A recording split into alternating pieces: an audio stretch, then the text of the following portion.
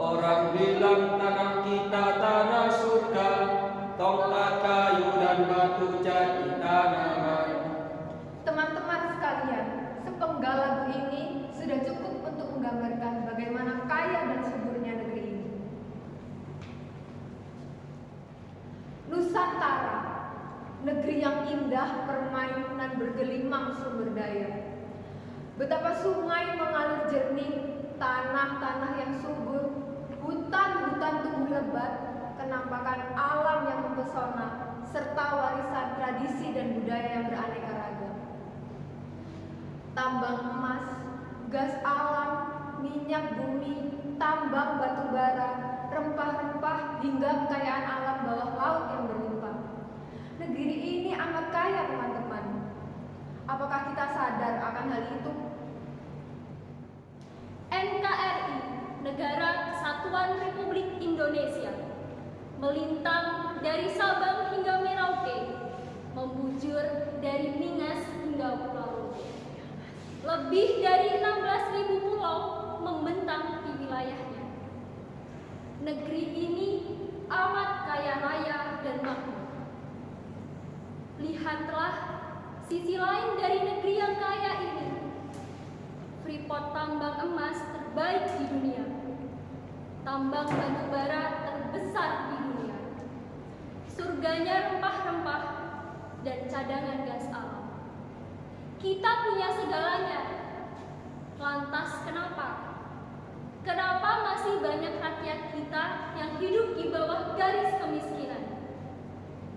Pulau Jawa, tempat di mana pusat pemerintah berlangsung, yang terkenal dengan tanahnya yang subur dan perekonomian yang makmur, menyumbang setengah dari angka kemiskinan nasional. Bukankah miris, kawan-kawan? Dapat kalian bayangkan jika kondisi rakyat yang dekat dengan pusat pemerintahan saja hidupnya masih banyak yang tidak sejahtera. Bagaimana dengan yang berada di jauh sana? Bagaimana nasib mereka yang berada di pedalaman hutan Kalimantan sana? Bagaimana nasib mereka yang tinggal di perbatasan? Bagaimana nasib mereka yang terasing di pulau-pulau terpencil yang mobilitasnya sangat terbatas? Hadirin kawan-kawanku, melindungi segenap bangsa Indonesia dan seluruh tumpah darah Indonesia, dan untuk memajukan kesejahteraan umum. Itulah perkataan dari pembukaan Undang-Undang 1945, khususnya di alinea 4, kawan. Bukankah tujuan negara ini adalah mensejahterakan rakyatnya? Pertanyaannya, rakyat yang mana? Rakyat yang mana, kawan-kawanku, yang telah disejahterakan? Nyatanya, yang kaya semakin kaya, yang miskin tetap saja miskin. Negara ini banyak yang bilang sangat kaya, kawan-kawanku, tapi nyatanya rakyatnya sangatlah merana. Negara ini raharja, tapi rakyatnya sangatlah sengsara. Dijuluki sebagai negara agraris, namun masih sangatlah buruk nasib petaninya, kawanku. Sangatlah miris nasib mereka, kawan-kawanku. Tercurangi oleh tempatnya menggantung nasib, kesejahteraannya tidak terjaga. Hasil jeripayahnya dibayar murah, sangatlah murah, hingga pupuk subsidi yang semakin langka. Apakah ini kawanku yang dimaksud kesejahteraan rakyat? Jika iya, rakyat yang mana yang disejahterakan, kawanku?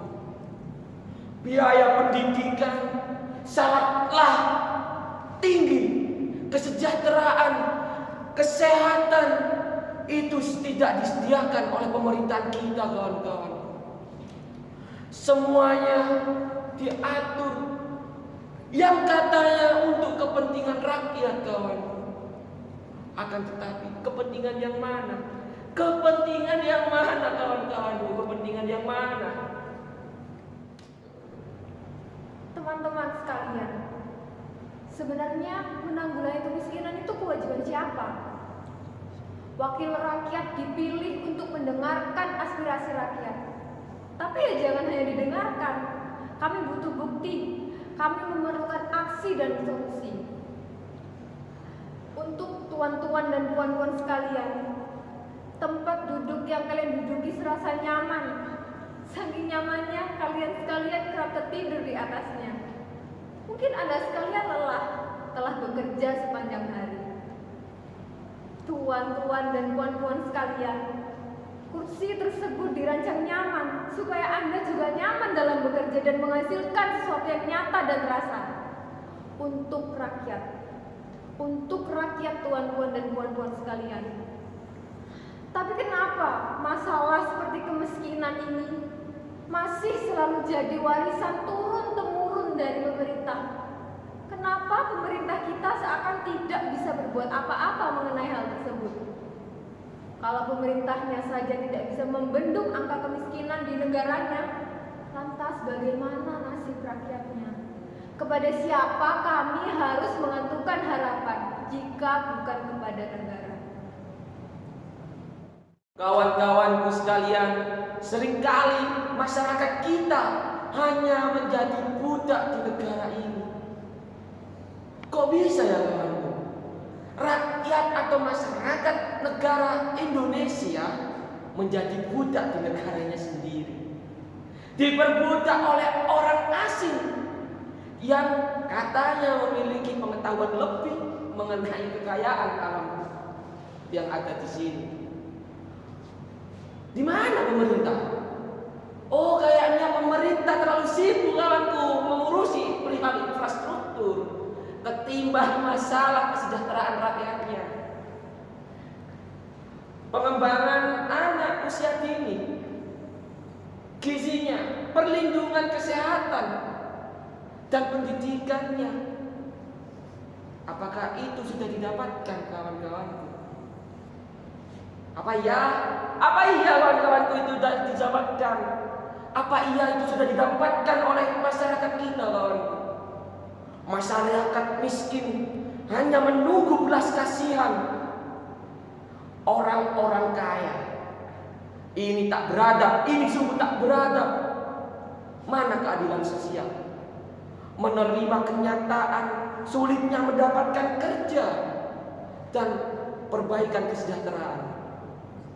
Sumber kekayaan dikuasai oleh pemilik modal. Mereka memiliki akses yang hampir tak terbatas terhadap berbagai sumber daya alam yang ada di negara ini kawanku.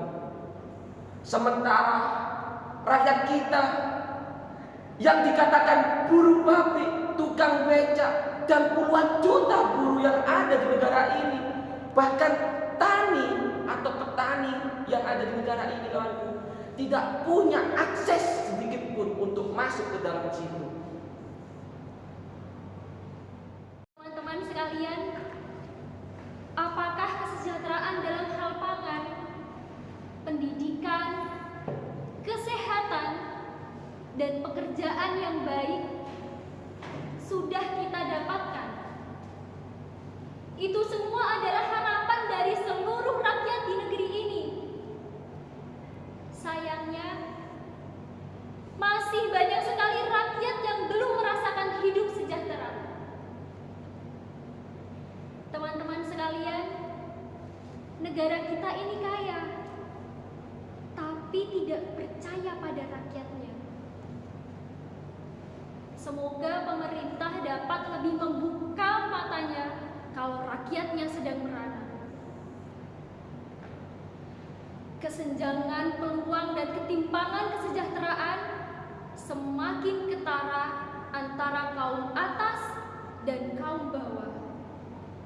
Kesenjangan yang meragukan 200 juta masyarakat miskin menghadapi guncangan ekonomi. Karena kekayaan dan peluang serta dukungan hampir hanya bisa diakses dan dikuasai oleh pemilik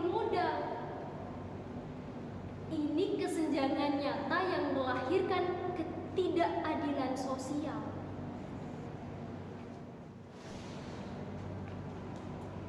Teman-teman sekalian, ketidakmerataan distribusi kekayaan dengan tak memberi peluang kepada masyarakat rentan untuk berdaya dan berdikari. Perputaran uang hanya terjadi di lingkungan orang kaya saja. Kondisi yang tak akan bisa berubah jika para pemimpin negara ini masih saja menutup mata dan telinganya.